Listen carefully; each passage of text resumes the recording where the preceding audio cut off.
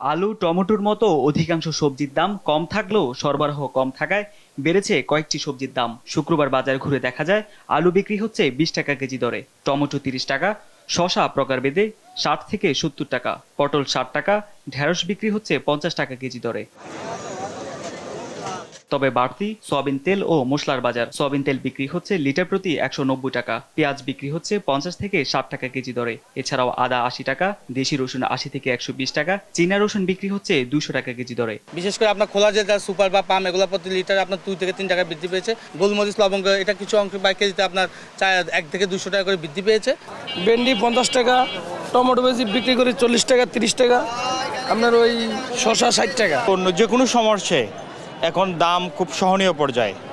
যে মাছটা আমি আগে 1 বছর আগে 1.5 বছর আগেও হচ্ছে 400 টাকাতে কিনতাম, এটা এখন 300 টাকায় পাইলাম। মাছ মাংসের দাম স্থিতিশীল থাকলেও কমেছে মুরগির দাম। ব্রয়লার মুরগি 20 টাকা কমে বিক্রি হচ্ছে 160 টাকা কেজি দরে। এছাড়া সোনালী 260 থেকে 70 টাকা, লেয়ার 300 টাকা, দেশি মুরগি বিক্রি হচ্ছে 650 টাকা কেজি দরে। এদিকে নতুন ধান উঠতে শুরু করায় কিছুটা কমতে শুরু করেছে চালের দাম। কিছু কিছু চাউল আনছে, অনেক দাম কমছে।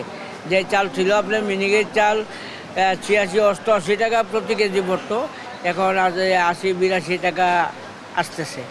রোজাতে সহনীয় ছিল, এখন কিছুটা বাড়তি, তারপরও আলহামদুলিল্লাহ ভালো।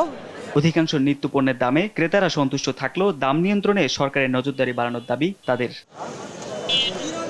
তারেক মাহমুদ সুজন, দেশ টিভি, ঢাকা।